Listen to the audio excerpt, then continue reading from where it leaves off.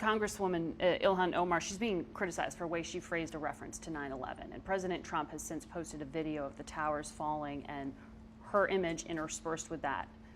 What do you make of this back and forth? You know, I live in a community where we know folks who were killed. New Jerseyans were killed. Friends of mine were killed in those towers.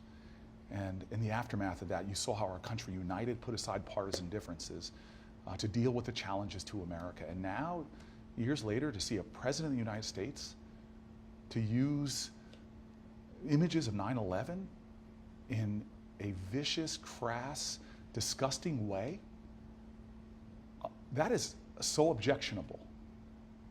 That is so offensive. And this is what I mean about moral vandalism in our country that's going on from the highest offices, stoking hatred, stoking fears, pitting people against each other. Are you offended by the Congresswoman's language? Some people did something. I think that it is what she is experiencing right now. She does not deserve, from what she said in her speech, she does not deserve the kind of vicious, hate-filled attacks that she's experiencing, threats on her life right now.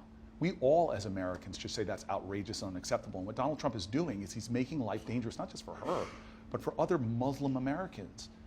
These are the reasons why. Do you think that's deliberate?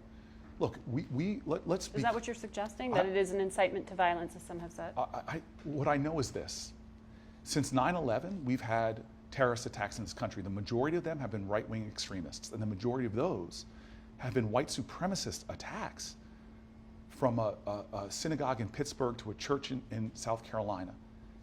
And these are white supremacist groups that use language, as we saw it as far away as New Zealand, use our president's language almost as if it is a license for these attacks. And so I think the presidency in our country is a moral position as much as it's a constitutional position.